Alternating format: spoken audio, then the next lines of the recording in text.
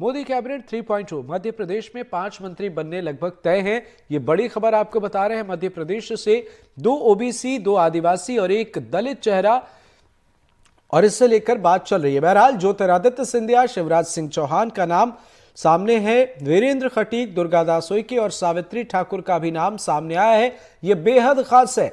तो अब इस वक्त जो ये चीजें चल रही हैं कि मोदी मंत्रिमंडल में कौन कौन से वो चेहरे होंगे, तो मध्य प्रदेश से इससे पहले 3 नामों की चर्चा चल रही थी, पर अब ऐसा लग रहा है जैसे समीकरणों को ध्यान में रखा गया है और मध्य प्रदेश से 2 ओबीसी, 2 आदिवासी और 1 दलित चेहरा जो है ये तय माना जा रहा है। बहरहाल ज्योतिरादित्य सिंधिया बड़े नाम है मध्य प्रदेश की सियासत में। शिवराज सिंह चौहान मध्य प्रदेश में लंबे वक्त तक उन्होंने मुख्यमंत्री का पद संभाला है। वीरेंद्र खटीक, दुर्गादास उइके, सावित्री ठाकुर, ये वो नाम हैं जो मोदी मंत्रिमंडल में नजर आ सकते हैं। इनके नाम पर लगभग सहमति अब तक जानकारी जो सामने आई है वो माना जा रहा है कि इनका मंत्री बनना लगभग तय है मोदी कैबिनेट में। और ये तीसरे कार्यकाल की बात होगी, जहां पर इससे पहले आपने ज्योतिरादित्य सिंधिया को देखा, तो एक बार फिर आप ज्योतिरादित्य सिंधिया को यहां पर देखेंगे। हालांकि पुराने केंद्रीय मंत्री हैं ज्योतिरादित्य सिंधिया और लंबा सियासी अनुभव भी है उनके साथ, लेकिन बड़ी बात यह है कि यहां पर तमाम समीकरणों को भी ध्यान में रखा जा रहा है। ज्योतिरादित्य सिंधिया की बात हो या फिर शिवराज सिंह चौहान की बात हो, ये वो नेता हैं जिन्होंने अपनी गहरी पैठ बनाई है मध्य प्रदेश की सियासत में। इसके साथ वीरेंद्र खटीक की बात करें, दुर्गादास उइके की बात करें या सावित्री ठाकुर की बात करें, तो इन्होंने भी अपनी एक पहचान बनाई है और इन्हें मंत्रिमंडल में शामिल करके एक समीकरण को ध्यान में रखते हुए ऐसा माना जा रहा है कि इन्हें मंत्रिमंडल में शामिल किया जा रहा है। इसके साथ ही इससे पहले जब नामों की चर्चा नहीं थी तो उस वक्त भी माना जा रहा था कि जो चुनावी परिणाम सामने आए मध्य प्रदेश में 29 की 29 सीटें बीजेपी के खाते में गई हैं। तो ऐसे में मध्य प्रदेश की भी उम्मीद बढ़ी हुई है मध्य प्रदेश की जनता की, और ये चुनौती जैसा ही है। हालांकि इस बार अकेले बीजेपी सरकार नहीं बना रही है, एनडीए की सरकार है, तो इस वजह से चुनौतियां और भी हैं। पर दिलचस्प वाकया ये है कि कुछ नाम जो हैं उन पर जो सहमति बताया जा रहा है कि बनी हुई है, उसमें अमित शाह हैं, सीआर पाटिल हैं, मनसुख मंडाविया हैं, ये गुजरात से आते हैं। हिमाचल प्रदेश से जेपी नड्डा हैं जिनका मंत्री बनना लगभग तय माना जा रहा है। उत्तराखंड से अजय टम्टा हैं, पंजाब से रणवीर बिट्टू हैं, महाराष्ट्र से काफ़ी सारे नाम हैं जिन्हें आपने पहले भी देखा है, नितिन गडकरी, इसके साथ रक्षा खरसे, उन्हें आप देखेंगे, प्रताप राव जाधव हैं, पीयूष गोयल, इससे पहले आपने देखा मुरलीधर मोहेल, रामदास अठावले। तो ये वो नाम हैं जो सियासत में भी आपको अक्सर सुनने को मिलते होंगे। पर इस बीच मध्य प्रदेश शिवराज सिंह चौहान, ज्योतिरादित्य सिंधिया, सावित्री ठाकुर, दुर्गादास उइके, इनके साथ साथ वीरेंद्र खटीक के नामों की चर्चा चल रही है। लगभग इसे इन नामों को तय माना जा रहा है और माना जा रहा है कि इससे समीकरणों को ध्यान में रखने की कोशिश होगी, क्योंकि जो अगला चुनाव है वो बेहद दिलचस्प होने वाला है। इस चुनाव में एक तरफ जहां एग्जिट पोल या फिर सियासत के जानकार कह रहे थे कि एनडीए को ज़्यादा बेहतर सीटें आएंगी, पर इस बार इंडिया गठबंधन ने काफ़ी बेहतर प्रदर्शन किया है और यही वजह है कि इंडिया गठबंधन चुनाव हारने के बाद भी इंडिया गठबंधन के नेता जो हैं वो खुश नज़र आ रहे हैं। तो इस बीच ये मंत्रिमंडल में चेहरों को रखना एक बड़ी चुनौती जैसा भी उनका सरकार का भी और संगठन का भी ऐसी सूरत में वरिष्ठता के आधार पर उनका दावा भी मजबूत है और वो भी पिछड़े समाज से आते हैं।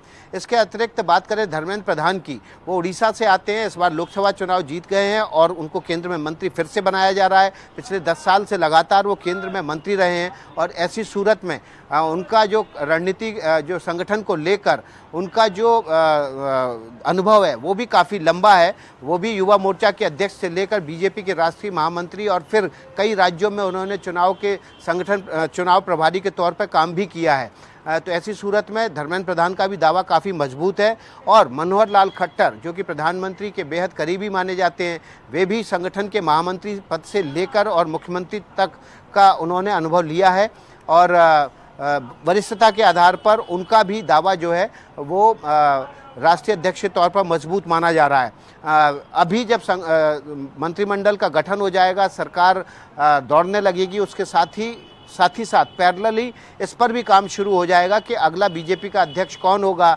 आरएसएस से लेकर और पार्टी के वरिष्ठ नेताओं के बीच इस पर गहन मंथन होगा और फिर इन्हीं में से संभवतः बीजेपी का अगला राष्ट्रीय अध्यक्ष निकलने की उम्मीद है। जया जी, विकास आप हमारे साथ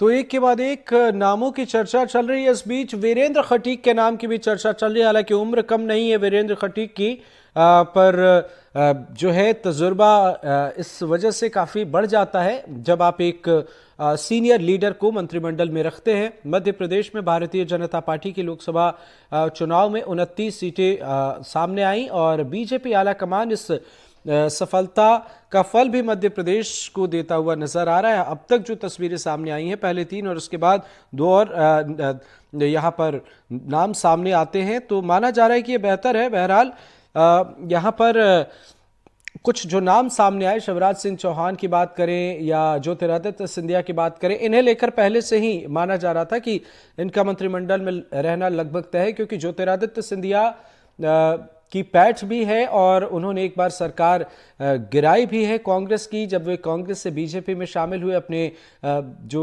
उनके साथ सहयोगी विधायक थे और इसके साथ साथ उनका प्रभाव भी है मध्य प्रदेश की सियासत में। इससे पहले भी आपने मंत्रिमंडल में देखा है ज्योतिरादित्य सिंधिया को। शिवराज सिंह चौहान को लेकर भी लगभग तय ही माना जा रहा था पहले भी, क्योंकि वे लंबे समय तक मुख्यमंत्री रहे और उसके बाद मोहन यादव को मुख्यमंत्री बनाया गया, तो इतने सीनियर लीडर उन्हें भी मंत्रिमंडल, उनका क्या बैकग्राउंड है ये जानने की बहुत ज़्यादा ज़रूरत है। तो हम अगर नए चेहरों की बात करें तो दर्शकों के लिए ज़्यादा एजुकेटिव होगा। देखिए, दिल्ली से हर्ष मल्होत्रा को केंद्रीय कैबिनेट में जगह दी जा रही है। पहली बार उनको लोकसभा का टिकट दिया गया था, वो दिल्ली के उस हिस्से के प्रभारी के तौर पर गए थे और उसके बाद BL संतोष के बेहद करीबी हो गए। BL संतोष ने उनका न केवल टिकट कंफर्म कराया बल्कि एक बार उनको अब कैबिनेट में भी जगह दी जा रही है। दिल्ली में लंबे समय से बीजेपी जो है पंजाबी बनिया की राजनीति करती रही है और इससे पहले और बीजेपी की जो डेमोग्राफी है वो उसमें एक बड़ा हिस्सा जो है पंजाबी और बनिया समुदाय से आता है और ये बीजेपी का कोर वोटर भी है और इसलिए हर्ष मल्होत्रा को उसमें जगह देकर बीजेपी के कोर वोटर और कार्यकर्ताओं को आश्वस्त करने की और उनकी जो पिछले कई सालों की मेहनत है उसको एक तरह से पहचान दिलाने की कोशिश की गई है। इसके अलावा अगर बात की जाए अलग अलग राज्यों की तो देखिए, मध्य प्रदेश से शिवराज सिंह चौहान पहली बार भले ही मंत्रिमंडल में आ रहे हैं लेकिन वो पहचान के मोहताज नहीं है। इसके अलावा सावित्री ठाकुर जो कि धार से सांसद हैं, वो ज़रूर उनके लोगों के मन में कौतूहल होगा कि ये कौन महिला है। तो सावित्री ठाकुर जो है वो धार से इस बार सांसद चुनी गई हैं, उनको जगह दी गई है। इंदौर से सटा हुआ धार लोकसभा क्षेत्र है और सावित्री ठाकुर इससे पहले राजनीति में लंबे समय तक सक्रिय रही हैं। महिला मोर्चे में उन्होंने ज़बरदस्त काम किया हुआ है और महिलाओं की जो जिसको कहते हैं कि प्रतिनिधित्व बढ़ाने की गरज से बीजेपी ने उनको केंद्रीय कैबिनेट में हिस्सेदारी दी है। इसी के अतिरिक्त अगर बात करें गुजरात की बात करें तो वहाँ से CR पाटिल ऐसा चेहरा है जो इस बार केंद्रीय कैबिनेट में उनको इंडक्ट किया जा रहा है। हालांकि CR पाटिल भी पहचान के मोहताज नहीं है। जब उन्होंने पिछले विधानसभा चुनाव में बीजेपी को 150 प्लस से ज़्यादा सीटें दिलाई थीं, उस वक्त वो पूरे देश में एक ऐसा नाम बनकर उभरे थे जो माइक्रो मैनेजमेंट के बड़े खिलाड़ी के रूप में उन्होंने पहचान बनाई थी और प्रधानमंत्री ने उस समय वो पहले नेता थे जिनको मौका दिया था कि इस जीत के बाद वो NDA के सभी लीडर्स को डिनर पर बुलाएं और उस समय ये हवा चल पड़ी थी कि वो बीजेपी के अगले राष्ट्रीय अध्यक्ष हो सकते हैं, लेकिन उनको प्रदेश अध्यक्ष बनाए रखा गया। एक बार फिर से उन्होंने प्रदेश अध्यक्ष के तौर पर अपनी जो भूमिका थी उसका निर्वहन किया और अब उनको केंद्रीय कैबिनेट में जिम्मेदारी देने जा रहे हैं। आज शाम को उनको केंद्रीय कैबिनेट की शपथ दिलाई जाएगी। अगर हम बात करें राजस्थान की तो राजस्थान में भागीरथ चौधरी को इस बार मंत्री बनाया गया। हालांकि इससे पहले भी वो मंत्री रह चुके हैं, राजस्थान के जाने पहचाने चेहरे हैं। केंद्रीय कैबिनेट में हिस्सेदारी उनको दी जा रही है और छोटे कद के हैं लेकिन इरादे उनके बड़े मजबूत और ऊंचे इरादे वाले हैं। भागीरथ चौधरी हमेशा सर पे उनकी पगड़ी होती है भगवा रंग की और तस्वीरों में अक्सर वो जो है अखबारों की छाए रहते हैं। अगर उत्तर प्रदेश की बात करें तो जितिन प्रसाद पहली बार जरूर इंडक्ट हो रहे हैं लेकिन उनका ये केंद्रीय मंत्री के तौर पर दूसरा कार्यकाल होगा। कांग्रेस में रहते हुए वो केंद्रीय मंत्री के तौर पर अपनी भूमिका निभा चुके हैं। अभी वो उत्तर प्रदेश में विधायक हैं और मंत्री भी हैं उत्तर प्रदेश सरकार में। अब उनको केंद्रीय कैबिनेट में जगह दी जा रही है। पिछली बार जब UPA सरकार थी तब उस समय MOS का दर्जा था, उनका राज्य मंत्री थे, लेकिन अब देखना होगा कि उनको केंद्रीय कैबिनेट में कैबिनेट मिनिस्टर बनाया जाता है या MOS के तौर पर उनको रखा जाता है। तो ये वो नाम है जो कि नए शामिल हो रहे हैं इस बार और उनको ज़रूर दर्शकों के मन में उम्मीद है कि कौन होंगे। रामनाथ ठाकुर पहली बार मंत्री बन रहे हैं केंद्रीय सरकार में, हालांकि बिहार में जाना पहचाना नाम है। कर्पूरी ठाकुर के परिवार से आते हैं और कर्पूरी ठाकुर की राजनीतिक विरासत के वो अकेले वारिस हैं। केंद्रीय कैबिनेट में जगह दी जा रही है, जेडीयू कोटे से वो बनने जा रहे हैं मंत्री। इससे पहले वो लालू यादव की सरकार में भी मंत्री रह चुके हैं और जेडीयू की सरकार में भी मंत्री रह चुके हैं। जया, कि भारत के प्रधानमंत्री नरेंद्र मोदी जी तीसरी बार भारत के प्रधानमंत्री पद की शपथ ले रहे हैं और 60 वर्षों के बाद लगातार तीसरी बार भारत के प्रधानमंत्री कोई बन रहा है तो इतिहास मोदी जी के नेतृत्व में बन रहा है। पूरा देश की जनता जनार्दन, भारतीय जनता पार्टी का एक एक कार्यकर्ता उमंग और उत्साह के साथ इस उत्सव के वातावरण को मना रहा है। पूरा देश आनंद के साथ, उत्साह के साथ आज जश्न मना रहा है। सर, एनडीए में एकता दिख रही है लेकिन विपक्ष लगातार कमेंट कर रहा है, उसको कैसे आप? विपक्ष कमेंट करेगा, करना चाहिए, उनका अधिकार है, लेकिन कमेंट ऐसे करिए जिससे कुछ सार्थक हो। केवल कमेंट्स करने के लिए कमेंट्स करेगा विपक्ष तो वो करता रहे। मोदी जी के नेतृत्व में देश आगे बढ़ रहा है। तो मध्य प्रदेश से जिन लोगों को मौका मिला है इस गठबंधन, मध्य प्रदेश से हमारे उन सभी सांसद भाई और बहनों को जिनको अवसर मिलेंगे, मैं सबको बधाई और शुभकामनाएं देता हूं। Thank you.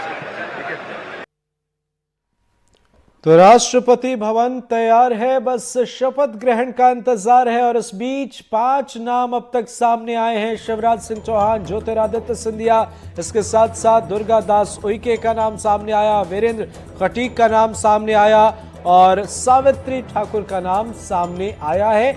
ये वो चेहरे हैं जिससे सियासत को साधने की कोशिश की जा रही है। तो बड़ी बात यह है कि सावित्री ठाकुर, जिन्होंने मध्य प्रदेश में धार सीट से बम्पर वोटों से जीत हासिल की, इसके साथ वीरेंद्र खटीक और दुर्गा दास उइके के नाम सामने आ रहे हैं। इस बीच अहम खबर